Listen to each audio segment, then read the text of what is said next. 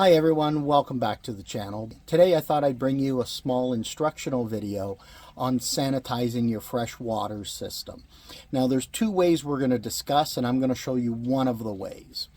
It is important to sanitize your fresh water system, not only in the spring, but if you've had your unit sitting for a month or two in the hot, humid weather, bacteria can build up in your tank. And for what the cost it is to sanitize, you don't want to take the chance at getting sick or getting your family sick.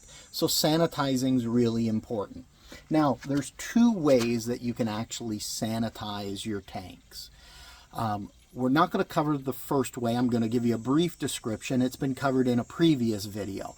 You can go to your dealer, Walmart, Canadian Tire, whoever you buy some of your supplies from, and you can buy a freshwater sanitizing kit. Thetford makes a great freshwater sanitizing kit that's two parts. You have a detergent that you put in, and then you have the sanitizer. Camco makes one. A few manufacturers make them, and they're all doing basically the same thing. They just vary in, do you leave it for 10 minutes or do you leave it for 2 hours?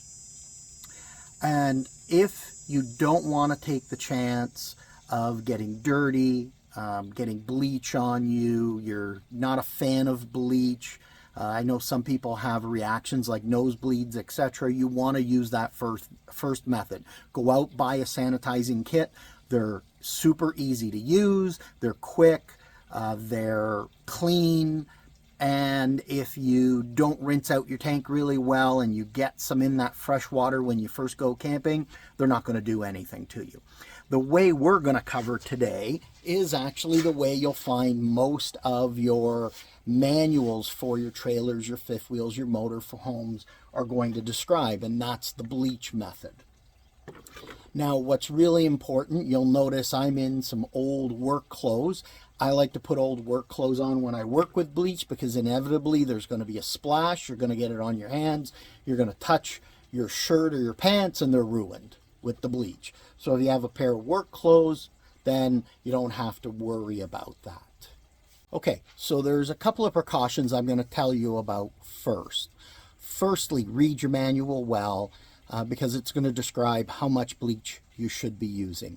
Secondly, you're going to want to make sure that your hot water bypass is on. You don't want the bleach in your hot water tank. We'll bring you another video on sanitizing and descaling your hot water tank shortly. You want to make sure, so our steps are, you want to put some water into your tank. Don't fill it up. Put some water into your tank. Turn your pump on, go in, flush out the antifreeze with the water. Then what you're going to want to do is buy some bleach. You don't need a lot. Most manuals are going to call for about a quarter cup of bleach for every 15 gallons of holding capacity of your holding tank. So most RVs are going to need around a cup of bleach. Now, there's a number of videos out there that talk about, different levels of bleach. Go based on what your manual says. The reason being, and this comes from my dealer experience, if you put too much bleach, yes, it's going to sanitize a little bit better, a little bit quicker, but at the same time, it's actually drying out your plumbing fittings. And if you do that too much, or if put way too much bleach in, you're going to get fittings that are going to crack, and then you're going to have some massive water leaks, and you want to avoid that at all costs. The other thing is you don't want the fumes, etc., building up a lot. So first thing you're going to do, read your manual, check it out. For our fifth wheel, we need a cup of bleach. You can buy regular bleach, disinfecting bleach, but do not buy scented or splashless. They're not recommended. Now, you can use a measuring cup. What I have actually done is just taken a plastic cup, because I don't like using bleach in measuring cups and then cooking with it, and we don't use a lot of bleach. So what I did was took a measuring cup, put a cup of water in, put the water into this plastic cup, measured off where my 1 cup mark is, and now I've got my measuring cup that'll go in the garbage once I'm done. Hence why I've only purchased a small little thing of bleach, because we're not big fans of bleach overall. What you're going to want to do is, after you've turned your pump on and you've flushed out the antifreeze, turn that pump off, get your bleach solution ready. You don't want to pour the bleach directly into your holding tank. What you want to do is, ideally, if you have a jug of distilled water, you can use an old juice jug if you've rinsed it out, put some water in it, and then you want to mix the bleach here, then pour it in. And in your fresh water tank, you want to make sure you have half a tank of water already in there so that it mixes. You do not want the bleach going directly into your tank, sitting there before you filled it up. So what we're going to do is simply take our bleach, nice new container, right? We're going to fill it up to our level. And again, you could be doing this on a work table, but we're right there. And then we're going to want to take that, pour it into our jug with our water so that it's already mixing. Once that's mixed, we're going to take it, pour it into our holding tank, and you could use a funnel, etc., to make it easy, but you're going to want to pour it in.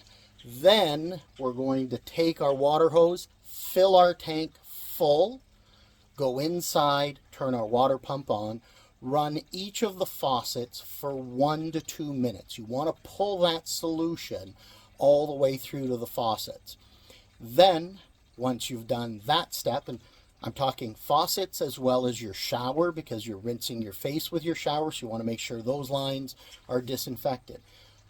Run each of the faucets, hot and cold sides, for 1 to 2 minutes. Once you're done that, then let your RV sit. Now, our manual from Dutchman states that we should let the unit sit for 4 hours. And there's a number of videos out there, you're probably already asking, you know, they say 6 hours, 8 hours, overnight. Follow your manufacturer's instructions, because they know what they've done and what fittings they've used. Now, in the industry, it's pretty common. They're all using the same fittings. I like the 4-hour mark. Again, I don't want that bleach sitting in there for extended periods of time, touching all my fittings that are drying out fittings if I've mismixed it, or even just year after year. So I'm going to stick to the manual, 4 hours. We're going to let it sit for 4 hours. Then we're going to drain our tank, put fresh water in, run that solution for a few minutes through each of the faucets, empty our tank out again, and probably fill it a third time and run it through our lines. Now, you may need to do it more than that third time, depending on the smell of the bleach. You will smell it coming out of the faucet. If, when you're running your faucets, there's no more scent of bleach, if you can put your hand there, smell the water, and there's no scent of bleach, you're good. You've rinsed out your tank. If after the third fill you still smell bleach, empty it and keep filling and flushing your tank until that bleach smell is gone. And that's how simple the process really is. I hope this has been informative for you.